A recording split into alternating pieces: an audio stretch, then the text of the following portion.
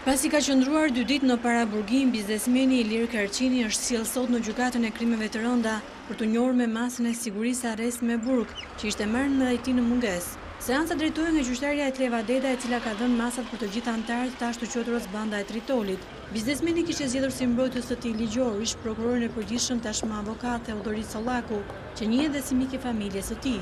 Që në nisje të seancës, prokurori Ardian Nezha kërkoi që për shkak të sekretit hetimor, masa të bëhej me dyer të mbyllura, kërkesë kjo që u pranua.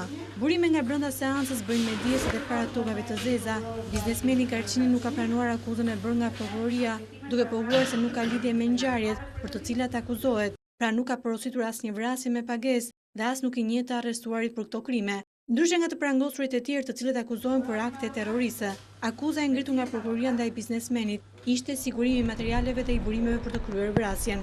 Sipas dëshmisë së dhënë në polici nga killeri me pagesë tashmë i penduar Julian Sinani, Karçini ka ofruar 120.000 euro për vrasjen e rivalit të tij në biznesin e hidrokarbureve Piro Bare.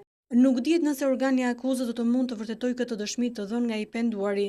Ndërkohë, prokuroria ka nisur një hetim për nxjerrje të sekretit hetimor, që ka ndikuar dhe në arratisjen e 2 vëllezërve, Genise Andon Mëhillaj, që duket se kanë qenë dhe ndërmjetësit mes vrasjes dhe porositësve.